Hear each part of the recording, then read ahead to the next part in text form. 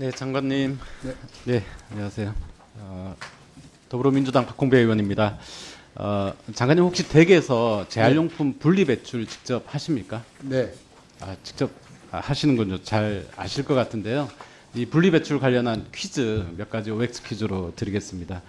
네, 첫 번째 문제입니다. 깨진 유리병 분리 배출 시 유리병류에 버려야 한다.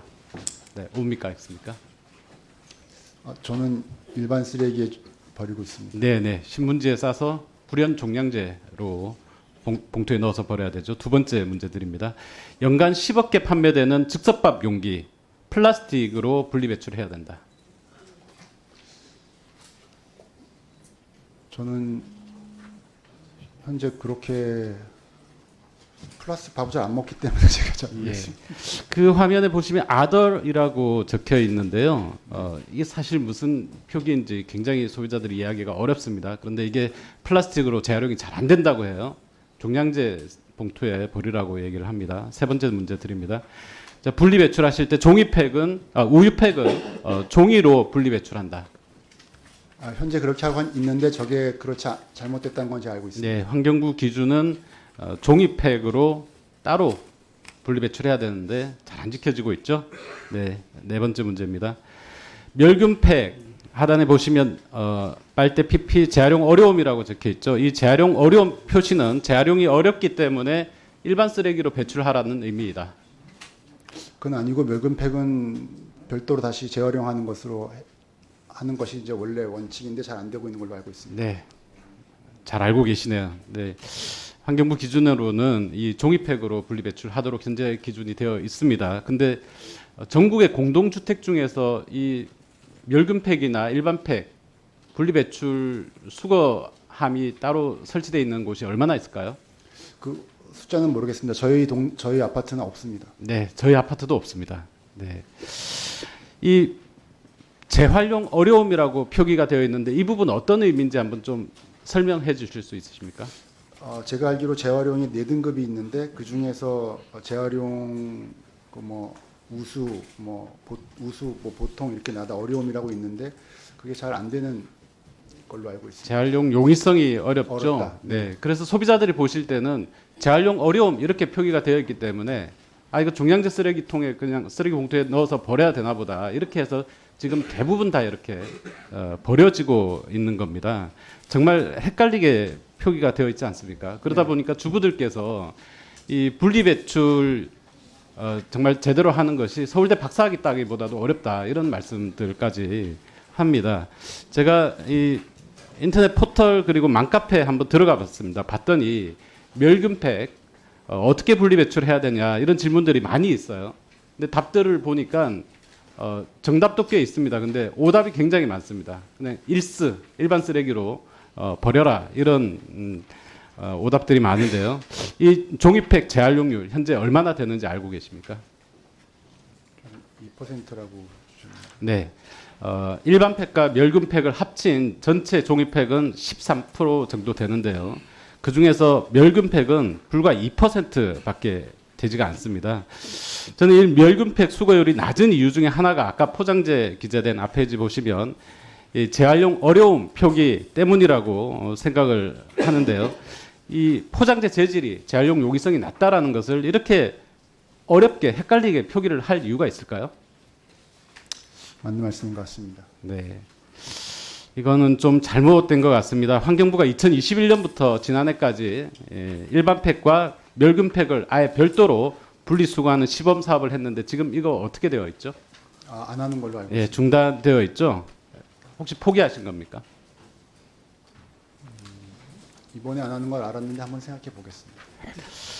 네, 자원의 효율적 이용, 또 폐기물 발생 억제, 폐기물 순환 이용 촉진은 환경부의 중요한 미션 중에 하나입니다.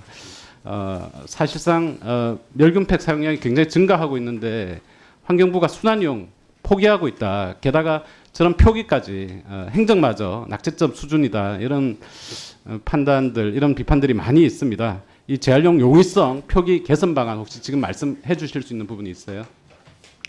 일단 그 말씀하신 용어는 조금 더 재활용이 가능성이 있다는 쪽으로 좀 바꿔서 재활용 어려움 네네.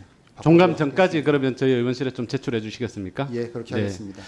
좀 전에 말씀드린 것처럼 멸균팩 재활용 2% 굉장히 충격적입니다. 이 지금 PPT를 보시면 지난 10년간 종이팩 발생은 굉장히 출고량이 굉장히 계속해서 늘어왔는데 재활용률이 절반으로 떨어졌습니다. 또 다음 페이지에 보시면 이 종이팩 안에 있는 멸균팩의 출고량도 거의 2배로 가까이 늘었습니다. 그럼에도 불구하고 저희가 환경부에 이 멸균팩 재활용 단계별 검토 의견 물어봤는데 답변이 어떻게 이렇게 왔어요. 한마디로 종이팩 분리수거 저희가 고민했는데 답이 없다 이런 얘기로 이해가 됩니다. 이렇게 포기를 하면 안 돼요. 다음 페이지 보시면 유럽 국가에서는 거의 종이팩 재활용률이 대부분 70%에서 80%대입니다. 특히 벨기에는 멸균팩 재활용률이 99%예요. 전부 다 수거 시스템 구축하고 있고 이 재활용품으로 황색 핸드타올뿐만 아니라 건축 자재로도 쓴다고 해요.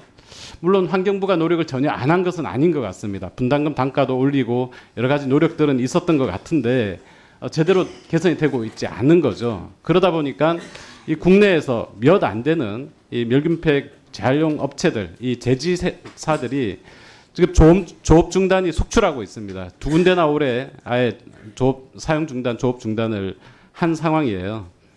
이 환경부에서 계속해서 재활용 용도가 한정적이다 이렇게 말씀을 하실 게 아니라 이 재활용 용품을 가지고 새롭게 활용할 수 있는 방안들을 찾아야 됩니다.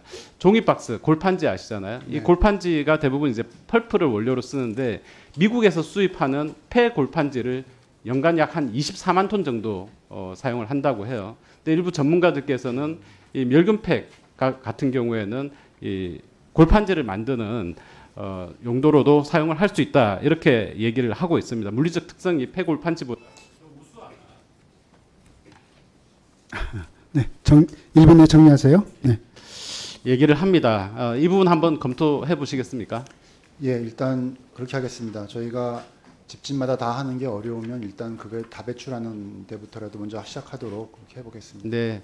환경부에서는 10월 달에 이 대전 지역에 있는 스타벅스 매장 50개와 협약을 맺어서 분리업체가 가고 이걸 제지사에다가 넘겨가지고 재활용을 좀 해보겠다 이런 시범사업 계획을 가지고 있으신 것 같은데요. 뭐 잘 하셨는데 스케일이 너무 작다. 네. 이런 부분 지적을 드리지 않을 수 없습니다. 현재 멸균팩의 약 25% 정도는 카페 등에서 사용이 되고 있고 68%가 가정에서 사용이 되고 있는데요. 저는 최소한 대형 프랜차이즈 카페 본사들하고 환경부가 직접 좀 업무 제휴를 좀 맺고 시범 사업을 그 정도 규모로는 좀 확대를 하는 것이 필요하다 이렇게 생각을 합니다. 또 멸균팩 재활용 용도도 건축 자재 쪽으로 좀 확대하는 연구 용역 같은 것도 한번 시도를 해 보셔야 될 것 같습니다. 혹시 장관께서 또 가지고 계신 멸균팩 재활용 개선 방안이 있으면 답변을 해주시고 그러면 답변이 어려운 부분은 종감 전까지 저희 의원실로 네, 의원님께서 좋은 방향을 많이 말씀해 주셨기 때문에 그 내용 포함해서 저희가 답변을 마련해서 종감 때 말씀드리도록 하겠습니다.